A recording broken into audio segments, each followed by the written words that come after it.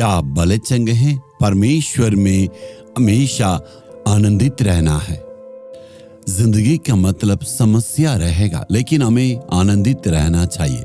आप मेरे पीछे ये समुद्र को देख रहे ना, जरूर लहर होगा, वैसे जीवन में भी होगा, लेकिन प्रभु उसके लिए सीमा रखा है। देखने में समुद्र के नजदीक आके देखने में बहुत ही डर लगता है, लेकिन आप बाइबल के वचन में देख सकते हैं परमेश्वर उसके लिए एक सीमा रखा है। आप ये समुद्र की लहरों को देख रहे हैं ना, इसी प्रकार आएगा जाएगा, उससे आगे नहीं बढ़ेगा। परमेश्वर ने उसके लिए एक सीमा को रखा है। जैसे आप सुनामी में देखें तो लहरें आया था लेकिन वापस चलाएगा। जीवन का मतलब परेशानियां आएगा और वापस चला जाएगा। उसके लिए परमेश्वर एक सीमा को रखे, आएगा जाएगा लेकिन आगे बढ़ेगा नहीं। उस समस्या के लिए भी परमेश्वर ने एक सीमा को रखा है। कहता मेरे बच्चों को छूना नहीं। आप क्यों चिंता करते हैं? लेकिन आप हमेशा परमेश्वर की ओर प्रार्थना करना है और परमेश्वर से हमें मांगना चाहिए। एक भक्त कहता है भजन संहिता 123 अध्याय का 2 वचन में, हमारी आंखें परमेश्वर यहोवा की ओर उस समय तक लहरेंगी जब तक वह हम पर अनुग्रह न करे। हे प्रभु, मेरी आंखें तुम्हारे ओर लगी हुई है। तू ही हम पर अनुग्रह करना है, दया करना है। जीवन में कुछ हालातों में हम ऐसे सहायता को चाहते हैं। क्या इस वक्त में कोई आके हमारे जीवन में मदद करना है? हम इस प्रकार कोसते रहते हैं, साथ में काम करने वालों को या साथ में रहने वाले और हमारे जान पहचान, हमारे मित्रों, सारे लोगों से किसी न किसी ढंग से हमें मदद मिलेगा। इसी उम्मीद के साथ हमेशा हम सोचते रहते हैं। हमारी आंखें मनुष्यों को इधर उधर ढूंढते रहता, कौन हमारे लिए मदद करेंगे। बहुत लोग हमें मदद करना तो चाहते हैं, वे लोग चाहते हैं मदद करें, लेकिन उनके पास उतना ताकत नहीं है। चाहते हुए भी वो मदद नहीं कर सकते। लेकिन परमेश्वर कभी भी ये नहीं कहेगा ये मेरे लिए कठिन है, मैं नहीं कर सकता हूँ। क्या प्रभु कहेगा बेटी ये मेरे लिए असंभव है, मैं नहीं कर सकता हूँ?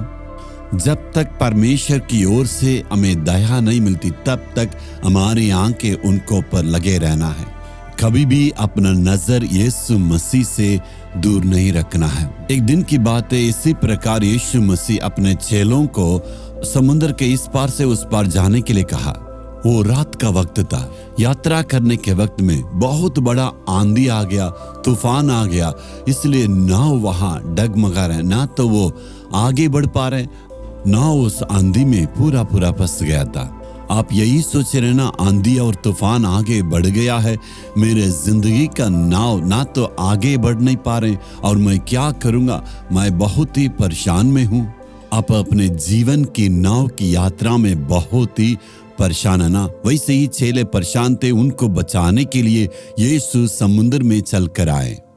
वो सर्वशक्तिमान परमेश्वर है ना, वो समुद्र पर चल कर आए और अपने चेलों से कहे डरना नहीं, मैं तुम्हें मदद करने आया हूँ।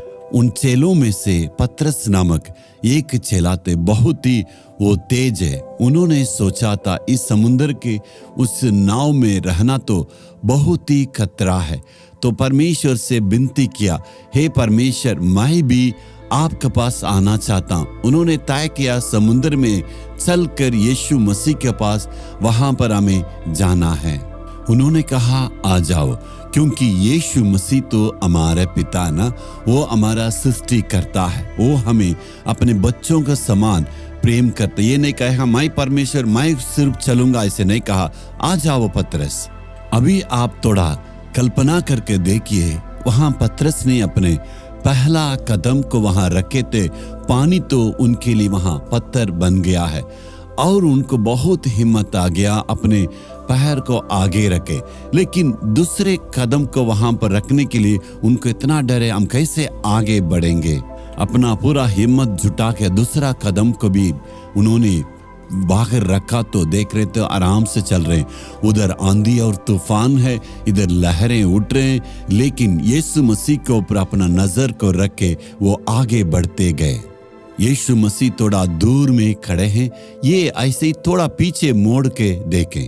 आगे यीशु मसीह है, आगे नजर में रखते हुए जा रहे थे, लेकिन अचानक अपने नजर को हटा के इधर उधर पीछे नाव को देख रहे हैं। आंधी तूफान हिल रहा और यहाँ लहरें उठ रहे, तो इनके अंदर परिस्थिति को देखने के बाद डर आ गया, वो डूबने लगे। उन्होंने चिल्लाया, ये प्रभु हमें उद्धार करो। यीशु मसीह ने हाथ बढ़ा के उनको उठाया, कहा तुम क्यों संदेह किया? पतरस डूबने का कारण क्या है? यीशु को ऊपर का नजर को हटा के इधर उधर उन्होंने देखा था। आप अपने जीवन में भी अपने नजर को सिर्फ यीशु मसीह के ऊपर रख के आगे बढ़ना चाहिए। अगर यीशु के ऊपर नजर रखने से सारे मुसीबतों, तकलीफ, सारी बातों से आगे बढ़ सकते हैं। नजर हट जाएगा तो जरूर आपका जीवन में दुख और मुसीबतें और परेशानियां आएगा। यीशु के ऊपर हमारा नजर को हमेशा रखना है। यदि यीशु से विनती करेंगे तो परमेश्वर आपका हाथ पकड़ के अगुवाई करेंगे, आप जरूर जीतेंगे और आगे बढ़ेंगे। आपने अपने नजर को इधर उधर घुमाया ना, इसलिए हे प्रभु मैंने अपना ध्यान को तुझसे हटाए, हमें तो क्षमा करें। हे प्रभु मेरे नजर आप ही को ऊपर, ऐसे कहने के द्वारा अद्भुत कामों को देखेंगे। हे प्रभु हमारा नजर तो आप ही की ओर लगी हुई है। मैं परिस्थिति को कभी भी नहीं देखूंगा, तू हम पर दया अनुग्रह करने वाला प्रभु है। आज तू हमें दया करता है, अनुग्रह करता है। मैं विश्वास करता हूँ यीशु के नाम में, आमीन आमीन।